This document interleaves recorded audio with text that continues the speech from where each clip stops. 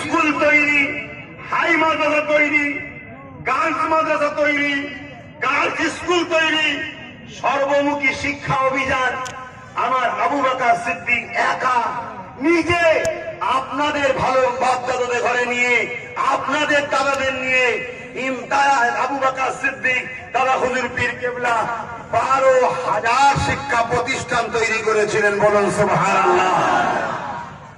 শিক্ষানীতিতে তার অবদান যখন গান্ধী বাবু বলেছিলেন অসহযোগ, গান্ধী বাবু বলেছিলেন ব্রিটিশদের স্কুলে পড়া যাবে না, ব্রিটিশদের কলেজে পড়া যাবে না, ব্রিটিশদের ঘরে ছেড়ে দাও, ব্রিটিশদের স্কুল কলেজ ছেড়ে দাও।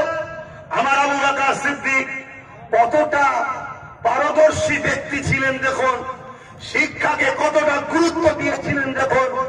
আমার আবু বকর সিদ্দিক ওই সময় বলেছিলেন, আমার প্রিয় বাংলা ভাষাভাষী মানুষ, আমার দেশবাসী, গান্ধী বাবুর কথাটা অবশ্যই ঠিক কথা।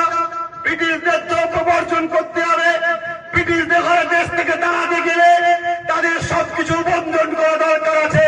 কিন্তু এই মুহূর্তে যদি গান্ধী বাবুর কথা শুনে আমরা যদি স্কুল যাওয়া বন্ধ করে দিই, আমাদের তো নিজেদের স্কুল নাই, আমরা যদি কলেজ ছাড়া বন্ধ করে দিই, আমাদের তো নিজেদের কলেজ নাই, আমরা যদি তাদের দ্রব্য বন্ধ করে দিই, আমাদের তো কলকারখানা নাই, তাহলে আমার ভারতবর্ষ মূর্খ হয়ে যাবে, আমার সমাজ অশিক্ষিত হয়ে যাবে।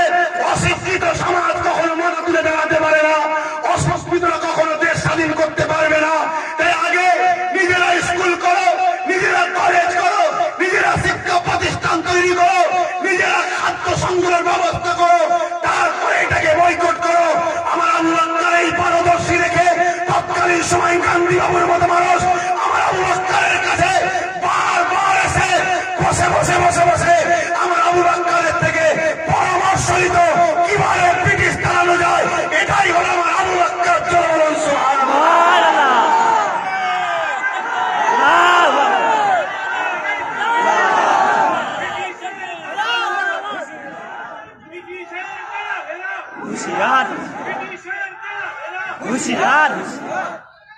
ভাইয়ের আমার, বুঝার চেষ্টা করো। আজ তোমরা বিজেপি তাড়াতে চাও নাকি? এই বিজেপি তাড়াতে চাও তো নাকি? বিজেপি যদি তাড়াতে চাও, একমাত্র আবু বকরের উত্তরসূরি পারবে যারা ব্রিটিশ তাড়িয়েছে। তুই কি মমতা ব্যানার্জিকে দেখাচ্ছিস? তুই কি বুদ্ধদেবকে কংসুনিয়াকে দেখাচ্ছিস? এরা ব্রিটিশ তাড়াবে? এরা বিজেপি তাড়াবে? এরা বিজেপি তাড়াবে? এই বাংলায় বিজেপি ছিল? বাংলায় বিজেপি ছিল? বড় আদর করে নিয়ে এসে এখন বলছে তাড়াতে হবে। গত কয়েকদিন আগে রং খেলা হলো না কলকাতায়? রং খেলা জানেন না? সব নাটক বোঝেন। এই আল্লাহ দয়া একটু ছায়া হচ্ছে মাঝে মাঝে।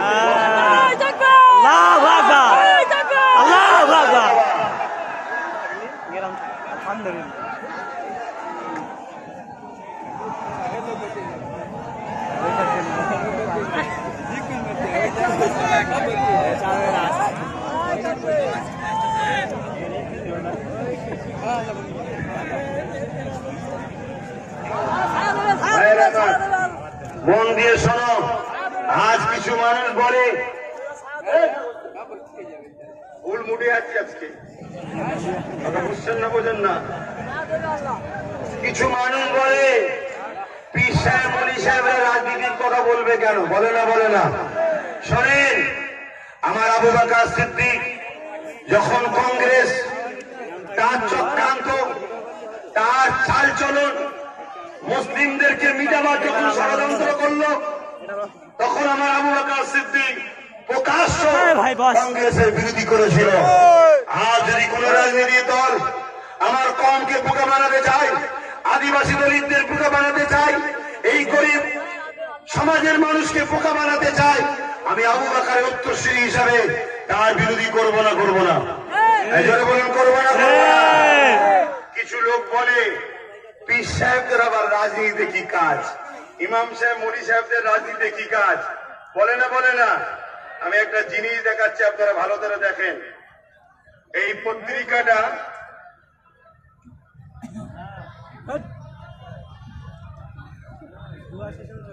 এই পত্রিকার ভালো করে দেখেন, এই শরিয়াতে ইসলাম পত্রিকা। দাদা হুজুরের আপনি একটা কথা বলেলি, দাঁড়ান তারপর দেখাচ্ছি, শুনবেন তো নাকি? আহা, আল্লাহ আপনাদেরকে আবার বলি, কিয়ামতের দিন আরশে ছায়া দেন, জান্নাত নসিব করে দেন, বলুন আমিন। দেখা হবে ইনশাল্লাহ, দেখা হবে গো। আমি মমতার দলের লোক নয় যে তোদের সঙ্গে দেখা হবে না। আমি বুদ্ধদেবের দলের লোক নয়, সোনিয়ার দলের লোক নয়, মোদীর দলের লোক নয়। আমি ভারতীয়, কিন্তু আমার ধর্ম হলো ইসলাম। আমি মানবতার পক্ষে, ন্যায়ের পক্ষে, সত্যের পক্ষে। যে সত্য বলবে তার সাথে আছি, যে ন্যায় বলবে তার সাথেই আছি আমি। কেন? ন্যায় সবার উপরে, ঠিক না বেঠিক গো? সত্য সবার উপরে, ঠিক না বেঠিক গো? তো ভাই, আল্লাহ পাকের মর্জি যেটা আছে সেটা হবে। কখনো কখনো ছায়া হচ্ছে, কখনো কখনো রোদ হচ্ছে। তো যাক, আমার মুজাদ্দেদ জামানের অবদান শোনো।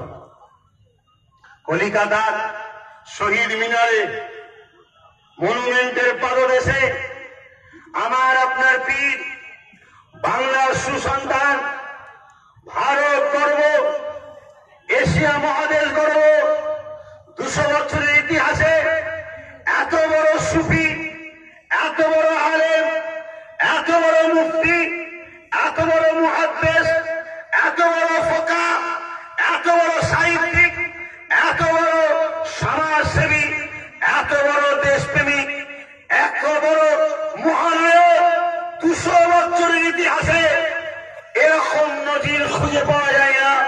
আমার আবু বকর সিদ্দিককে আমার আল্লাহ এত বড় দরজা দিয়েছেন, জোরে বলেন সুবহান।